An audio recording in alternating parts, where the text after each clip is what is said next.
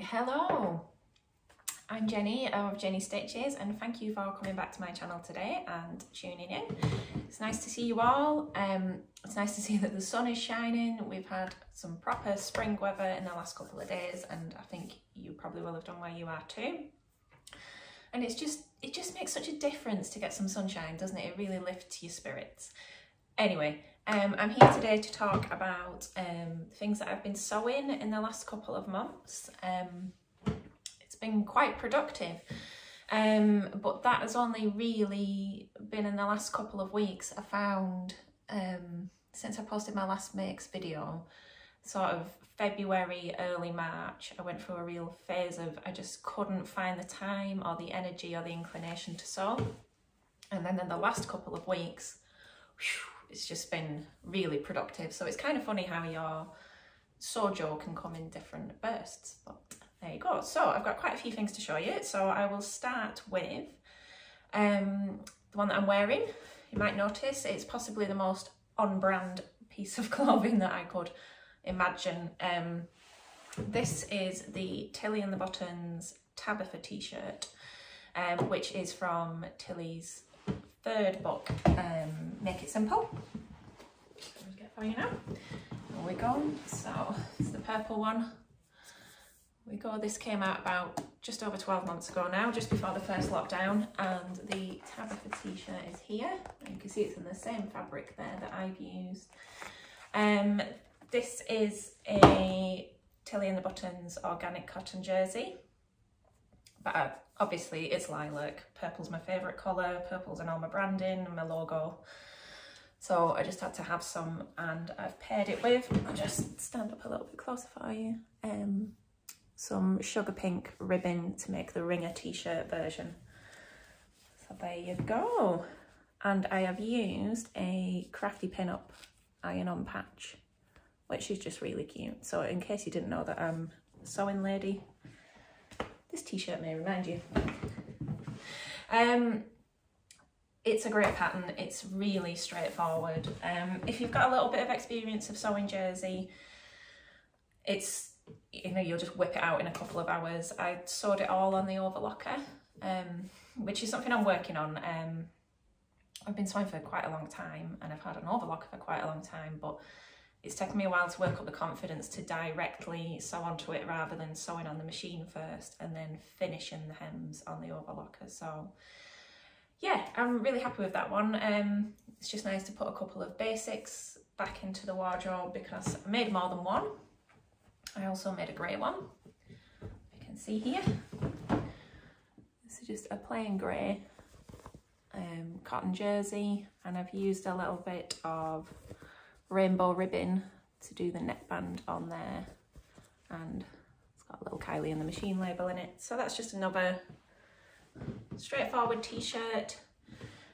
These were really good practice for me because 12 months ago, during the first lockdown, I got myself a cover stitch machine, which you can use for finishing the hems on knit garments, and it gives you, try and find an example, it gives you a kind of chain stitch on the reverse and then a twin needle on top, which you would find like on ready to wear garments really. So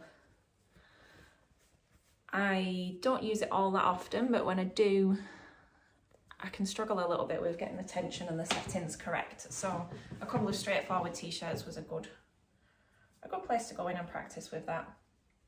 So I'm happy with those. Really useful, but I'd certainly recommend the pattern. I'd always recommend the book.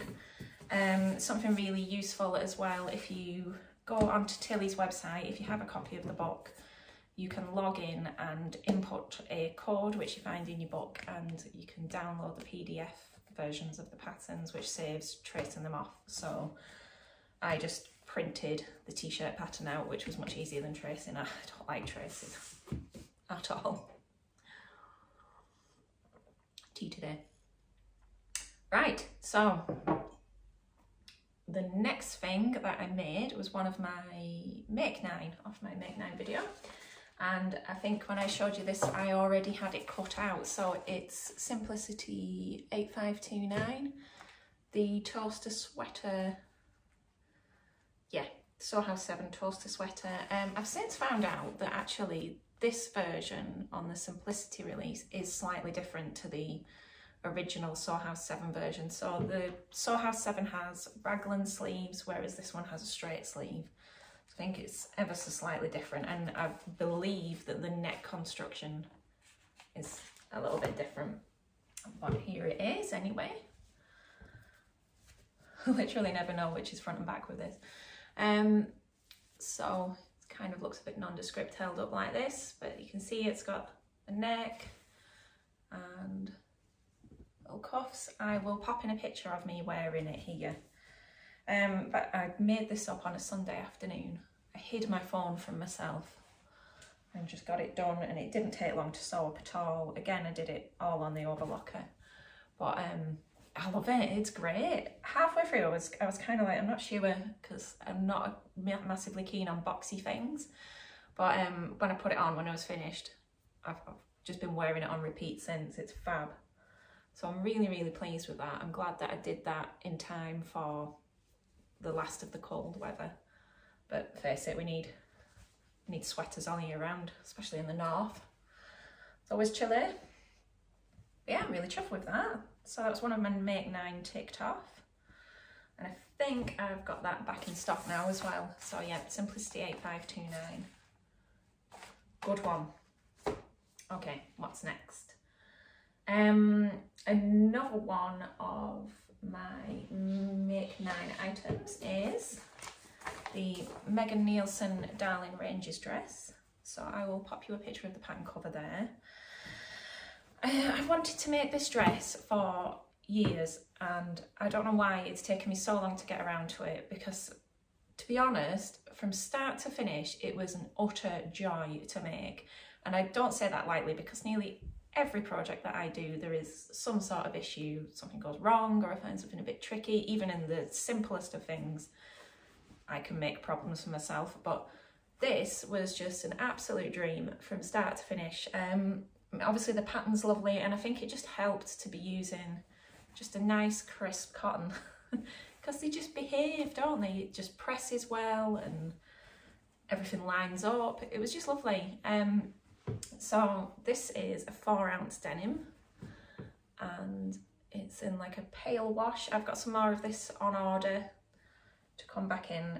This is from last year. I just had a remnant piece left, and you can see here, I'll show you the buttons. I've got some little Italian buttons on there in a kind of mustardy colour, which is a bit more of a traditional denim shade. So I will show you that on now. Okay, so here I am in the Darling Ranges dress, trying to fit it all in to show you. You can see the length. Okay, come a bit closer, there's the buttons. But yeah, I'm really happy with the fit. There's little ties on the back. It's an elasticated sleeve as well. So I am no model. There we go. Okay, so that was a good one. The next one I had in progress when I last spoke to you is New Look 6574 in this lovely light floaty Animal Magic viscose. Just hold that up a bit closer so you can see the print. But yeah, just beautiful. This was on Mandy the last time that I filmed a video on the mannequin. Yeah, it was a great pattern, but I just seemed to make mistake after mistake after mistake, and nothing on the fault of either the fabric or the pattern, just me. I just managed to, I put my scissors through the yoke at one point and sewed things on upside down, and it happens, doesn't it? The only issue that I did have with making this was there is no, and you need to watch out for this if you're going to make this pattern, there is no finished measurement for the hip. So my body shape, I've got quite large hips in proportion to my waist and bust. And looking at, here's the picture and the pattern cover, looking at the style lines on the pattern, it flares out. So for me, I would concentrate on fitting making sure that the bust and the waist are fine, and kind of assumed that the hips would be okay. There's no finished measurement listed for the hips, either on the back of the pattern or on the pattern pieces. So I just went straight ahead and cut a straight size 14.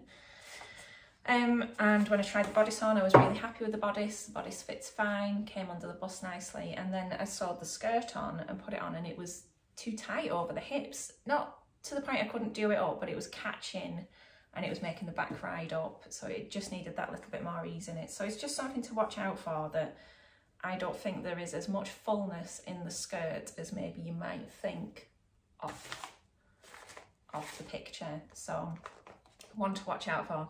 So I had to go back to basics. I had to take the skirt off completely, but also, I mean, it's shown on the picture as kind of a midi length, but when I made it up, it actually came down to the ground. It was a full length thing.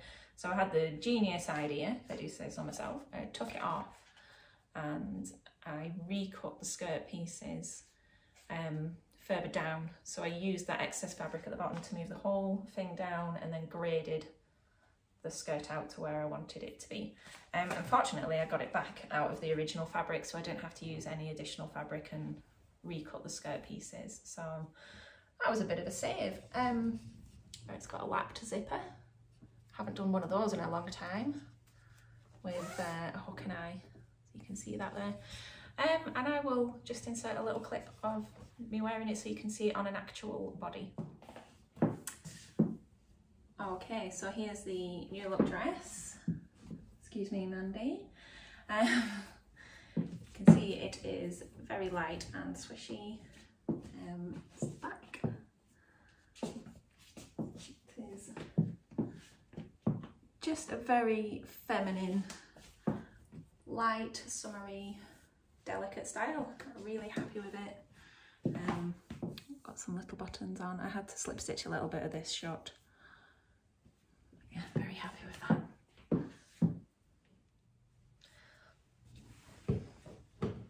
I hope you enjoyed that.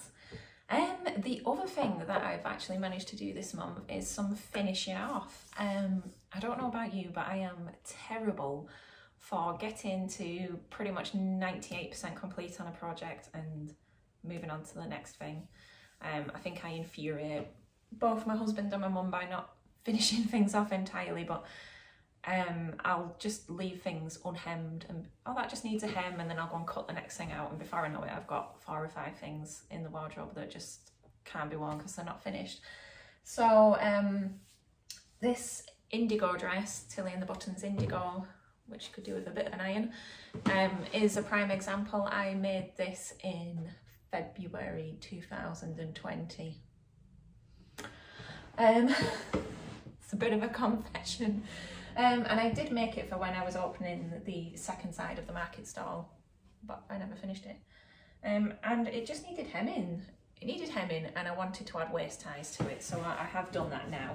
So I'll move it a little bit closer, but this is a Viscose twill, which is now out of stock long since, but I'll just show you anyway. And I just added waist ties on the back because although the Indigo looks brilliant on everybody else I've seen it on me, I wasn't a fan of the boxy smock sort of fit. I think I just prefer things to be fitted at the waist, and yeah, I just wasn't feeling it. So I think that's possibly part of the reason why it ended up in the back of the wardrobe. But that being said, it's not unwearable, and I will wear it for work, and it'll be really comfy, nice with tights or leggings. So I've hemmed it now, it's finished, and it can be worn. And I've also, I've also hemmed this one. And I made this during the first lockdown. This is the Sew Over It Georgie dress, and when I made it at the time, it was just possibly a little bit big on the waist. This is the second time that I've made it. I think I talked about it in one of my plans videos right back at the start of this channel. But since lockdown and Christmas, I have filled the waist out, so that's one way to, if you make your sewing too big, just eat to compensate. But yeah, I have hemmed that, and I was brave and used the cover stitch machine. So you can see it's got a nice twin needled hem there. And I will try and pop some pictures in of me wearing this for you because it is beautiful. This is a cotton jersey and I've lined it with a black viscose jersey, but it's just gorgeous and it deserves to be worn, not hanging in the wardrobe unhemmed. So yeah, I think that February and March was an incredibly productive month. I hope you liked having a look at those. I just want to thank everybody for their amazing supportive comments that you've all left on social media. If you haven't seen, I've just recently shared the news that I am moving premises, hopefully towards the end of May, into a shop on the main street within Barrow, which is a huge deal to have brought the business to this point. If you were not aware, I've always had a retail presence. I've started out with a market stall and then gone online and grown the business from there. So I've come to the point now where I need more space and more days to be in work than I can do while I'm within the market hall. But yeah, it's really exciting. So there'll be lots to share there, and hopefully I'll be able to put a little video together before long of how that's all coming together and show you around. So there's lots of exciting things to come. So thank you very much for watching if you've made it this far. My next job is probably going to be sewing up some samples for the shop as well, so because I have windows to play with, which will be fun. So thank you very much for tuning in. If you enjoyed this, please like and subscribe. I will leave details of all the patterns and fabrics that I've used in the comments below if they're still available. But thank you and take care, and I will see you soon.